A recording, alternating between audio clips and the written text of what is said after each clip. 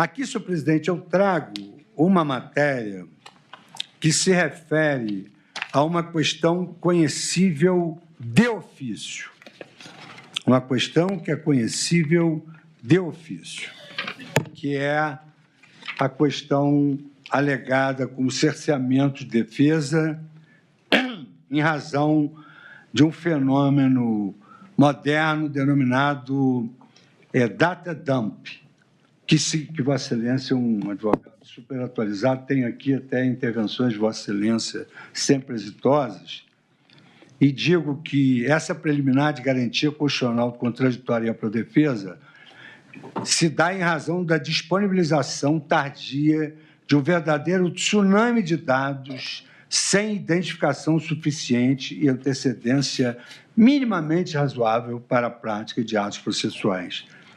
E digo, senhor presidente, porque é importante, e apenas essa parte histórica, que a garantia do contraditório e ampla defesa incorporada ao direito ocidental há longo tempo já era ressaltada na obra do filósofo estoico Sêneca, que afirmava: quem decide o que quer que seja, sem ouvir a outra parte, mesmo que decida com justiça, efetivamente não é justo.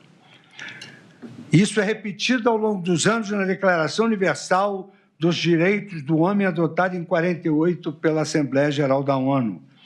Artigo 11.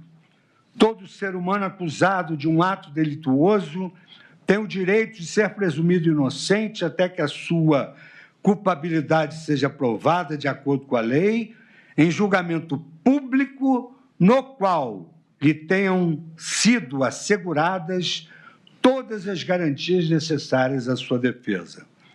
Isso está presente na Declaração Universal dos Direitos da ONU. Todas as constituições brasileiras, faço aqui uma digressão que não vou ler, peço vênia para não ler, a começar pela de 24, incorporaram em seu bojo a garantia do contraditório e ampla defesa, assim como a Carta de 1988, uma das maiores constituições de todo o mundo, consagrou no artigo 5º a mesma inciso 56º, que aos litigantes em processo judicial, e acrescentou agora e administrativo. Aos acusados, em geral, são assegurados contraditório e ampla defesa com os meios e recursos a ela inerentes. A garantia guarda tamanha importância que, na doutrina de todos aqueles que trataram sobre essas cláusulas pétreas constitucionais, e eu cito por todos Ferraioli, Direito e Razão, Teoria do Garantismo Penal, eu cito Ferraioli e trago à colação, sem repisar os mesmos artigos, o que consta da Convenção Americana sobre Direitos Humanos, que é o nosso Pacto de São José da Costa Rica, que no artigo 8º, sobre as garantias judiciais, ele é preciso. No artigo 8º, 1c, toda pessoa tem o direito de ser ouvida com as devidas garantias e dentro de um prazo razoável por um juiz ou tribunal competente, independente e imparcial, estabelecido anteriormente por lei, na apuração de qualquer acusação penal. A linha C, concessão ao acusado do tempo e dos meios adequados para a preparação da sua defesa. O mesmo regramento encontra-se no Pacto Internacional sobre Direitos Civis, onde ali se destaca que toda pessoa acusada tem o direito de plena igualdade e de diversas garantias, dentre as quais destaca a linha B do artigo 3º, de dispor de tempo e dos meios necessários à preparação da sua defesa. Essa foi a ratio, no ano 2009, da súmula vinculante número 14. É direito do defensor, no interesse do representado, ter acesso amplo aos elementos de prova que já documentados em procedimento investigatório realizado pelo órgão com competência da Polícia Judiciária digam respeito ao exercício do direito de defesa. A consolidação jurisprudencial da Suprema Corte, ela provocou, inclusive, uma modificação no artigo 7º, inciso 19º do Estatuto da Advocacia. E foi à luz do Estatuto da Advocacia que o nosso perene decano, ministro Celso de Mello, na reclamação 37848, destacou: não se diga por absolutamente inaceitável, considerada a própria declaração constitucional de que a pessoa sob persecução penal ou em juízo ou fora dele mostrar-se-ia destituída de direitos e garantias. Esta Corte jamais poderia legitimar tal entendimento, pois a razão de ser no sistema de liberdades públicas vincula-se em sua vocação protetiva a amparar o cidadão contra eventuais excessos emanados do aparelho estatal. E o voto de Sua Excelência, como de regra, um voto extremamente profundo, e por isso eu destaco apenas alguns trechos, muito embora a Sua Excelência merecesse que eu lesse todo o acórdão.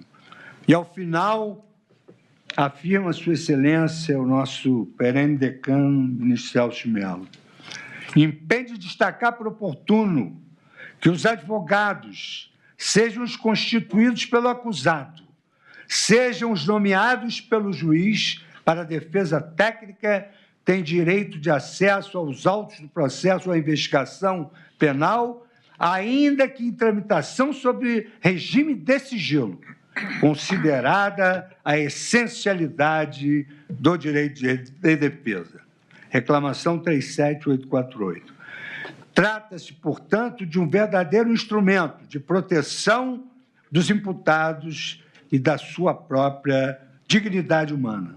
E aqui eu trago a colação da jurisprudência constitucional da Corte da Alemanha, da Itália, da Espanha e da própria Corte Europeia de Direitos Humanos. E há uma contemporânea compreensão desse contraditório e da ampla defesa.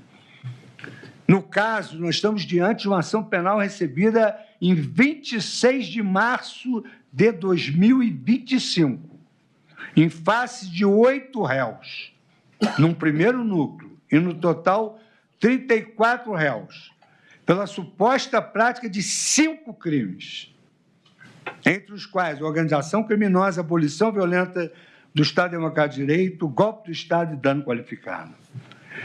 Consoante relatório apresentado por Sua Excelência, o eminente relator, um relatório minucioso, mesmo resumido, minucioso e detalhado. Esse relatório apresentado entre os dias 19 de maio de 2025, nessas sessões, e na sessão de 2 de junho de 2025,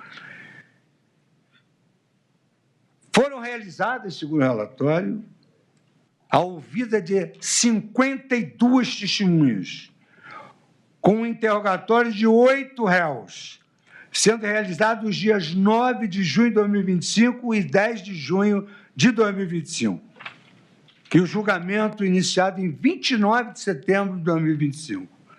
Transcorreram, portanto, 161 dias entre o recebimento da denúncia, que, diga-se de passagem, com primor de Sua Excelência, o Procurador-Geral da República contava com 272 páginas, e o início do julgamento com cerca, portanto, de 5 meses. Estou há 14 anos no Supremo Tribunal Federal. Julguei processos complexos, como, por exemplo, o mensalão. A ministra Carmen Lúcia, nossa decana, também esteve presente. O processo levou 2 anos para receber a denúncia e 5 anos para ser julgado. Trabalho exaustivo do eminente relator. mas que diga-se a realidade. Um trabalho que ninguém conhecia melhor do que ele. Agora eu vou ter a falsa modéstia, ministro Alexandre, de dizer que eu procurei analisar cada detalhe do seu trabalho muito denso, daí eu ter analisado todas essas páginas, e entender que, até para mim, elaborar esse voto foi motivo de extrema dificuldade, eu vou dizer por quê. Não é um processo simples, e já não seria tão somente pelo número de denunciados e de testemunhas. Mas, em caso, salta aos olhos a quantidade de material probatório envolvido. Reportagem que foi ao ar em fevereiro de 2025 já indicava que a Polícia Federal havia apreendido 1.200 equipamentos eletrônicos dos envolvidos, 1.200 equipamentos eletrônicos, e logrado extrair 255 milhões de mensagens de áudio e vídeo, com peritos federais elaborando 1.214 laudos. Foi exatamente nesse contexto que as defesas alegaram cerceamento de defesa, em razão dessa disponibilidade tardia, que apelidei de um tsunami de dados que, no direito anglo-saxônico, se denomina de document dumping, e sem indicação suficiente e antecedência minimamente razoável para a prática dos atos processuais. Eu não sou um expert nesse assunto, mas a quantidade chega a 70 terabytes. Eu fui pesquisar isso, fiquei até... nem acreditei, porque são bilhões de páginas. E já apenas em 30 de abril de 2025, portanto, mais de um mês após o recebimento da denúncia, e menos de 20 dias antes do início da oitiva das testemunhas, foi proferida a decisão deferindo acesso à íntegra de mídias e dos materiais apreendidos na fase investigativa. Apenas em meados de maio, cerca de 5 dias antes do início da oitiva das testemunhas, a Polícia Federal enviou links de acesso para as defesas de um SharePoint, e, não obstante, os arquivos totalizassem 70 terabytes. 70 terabytes. Pastas e arquivos que se encontravam sem qualquer nomenclatura adequada ou índice que permitisse uma efetiva pesquisa, como também senti essa dificuldade e, por uma questão de fidelidade, dizer que não só o ministro Alexandre de Moraes me mandou todos os discos, enfim, todos esses 70 terabytes, e também me convidou para assistir o depoimento das testemunhas. Como se não bastasse, novos arquivos foram incluídos no curso da instrução processual, inclusive em 15 de junho de 2025. Há nos autos um professor de todos nós, que é da casa de vários ministros, professor titular da casa de vários ministros, professor titular da USP, Gustavo Henrique Badaró, que destacou ter efetivamente ocorrido a violação à garantia da ampla defesa. Destaquei um trecho. É que, para exercer o seu direito à autodefesa, falando por si e de viva voz perante seu julgador, o acusado precisa conhecer plenamente, com a máxima profundidade, todas as provas que foram produzidas contra si ou a seu favor. E isso vale para os acusados de ontem e os de hoje, independentemente de suas matizes ideológicas. O devido processo legal vale para todos.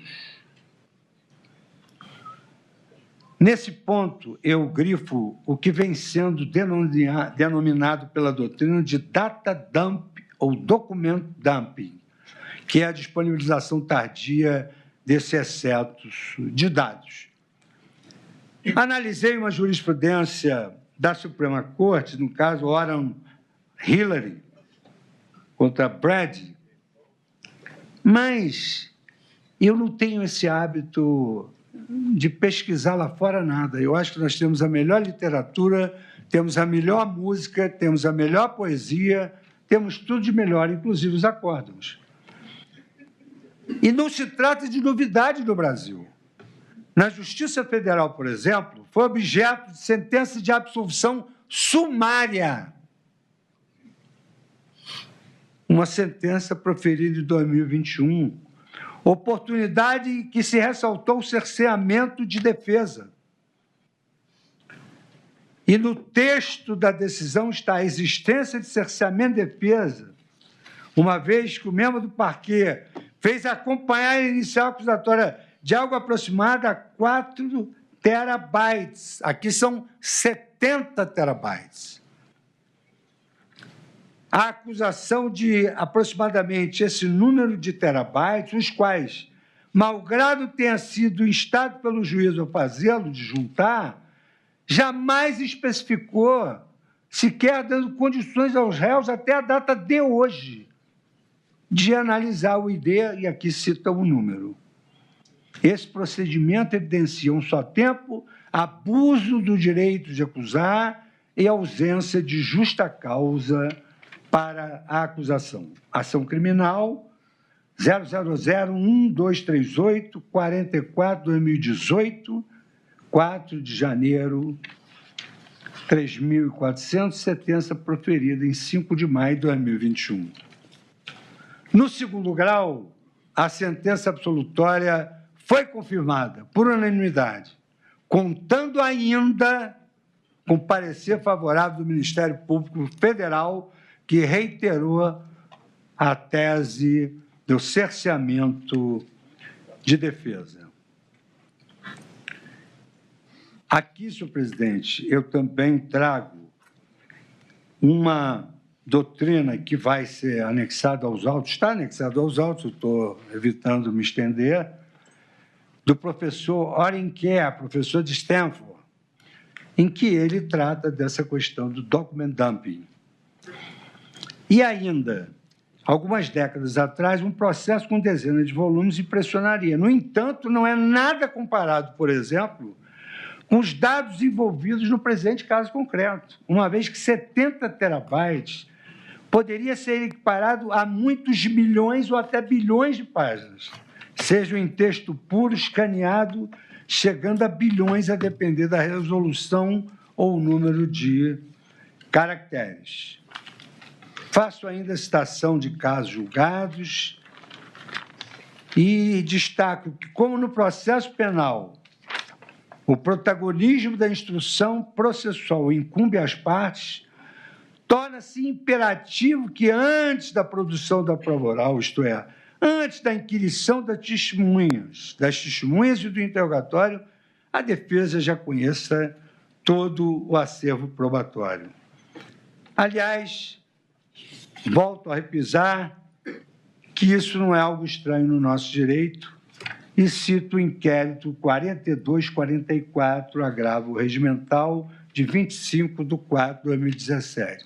Como Vossa Excelência pode verificar, eu estou evitando citar nomes dos colegas, acho desconfortável e deselegante. Evidentemente que um celular ou computador apreendido no bojo da investigação integram o material probatório. Mas com tantos dados, tantas mensagens, tantas fotos, tantas fotografias de páginas saltadas de documentos,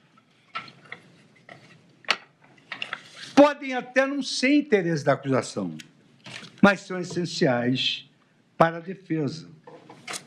Porque a jurisprudência do Supremo Tribunal Federal, que Vossa Excelência conhece como ninguém, ministro Zanin, Não compete à autoridade policial, ao Ministério Público ou mesmo ao juízo processante realizar um filtro seletivo do material probatório colhido, decidido unilateralmente pela autoridade policial, o que é ou o que não é pertinente à defesa.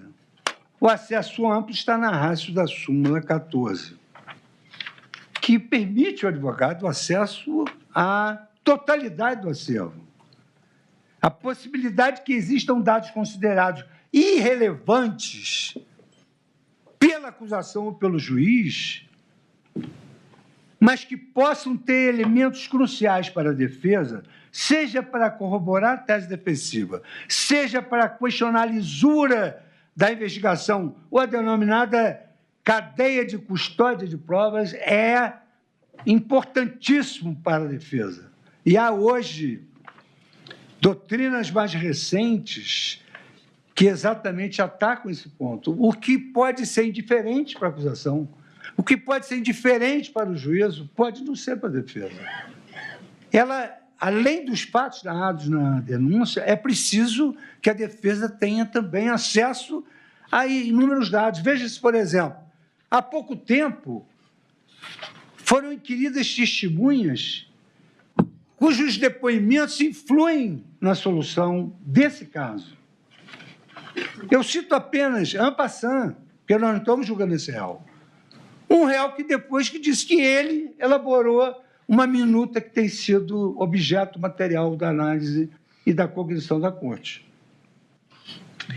Então, voltando à questão de que nós temos jurisprudência tão mais moderna que a Suprema Corte Americana, que demora mais a julgar temas de desacordo moral da sociedade, e o Supremo é sempre Estado a decidir, que o Parlamento não decide, que há desacordo moral lá e empurra-se tudo para o Supremo. Isso tem uma virtude, é que nós temos uma jurisprudência mais evoluída do que a da Suprema Corte. Aqui eu cito a reclamação 80.133, julgada em 4 de junho de 2025. Nesse julgado está, com todas as letras, a manutenção das audiências de instrução e julgamento para datas próximas, com início em 6 de junho de 2025, sem que a defesa seja franqueado o acesso integral ao material probatório e concedido prazo razoável para sua análise, configura manifesto cerceamento de defesa, comprometendo a paridade de armas e o devido processo legal. Reclamação 80.133. Trago também o habeas corpus 218.265 da relatoria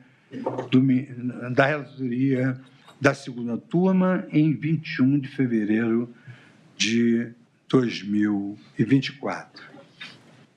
Apenas pela importância, no julgamento a que eu me referi, Brady versus Maryland, o Justice William Douglas consignou a célebre assertiva: a sociedade triunfa não só quando os culpados são condenados, mas também quando os julgamentos criminais são justos. Por isso, senhor presidente, a egrégia turma, em razão da disponibilização tardia de um tsunami de dados, data dump, sem identificação suficiente e antecedência minimamente razoável para os atos processuais, e eu confesso que tive dificuldade para elaborar um voto imenso. Eu acolho a preliminar de violação à garantia constitucional do contraditório e da ampla defesa e reconheço a ocorrência de cerceamento e, por consequência, eu declaro a nulidade do processo desde o recebimento da denúncia.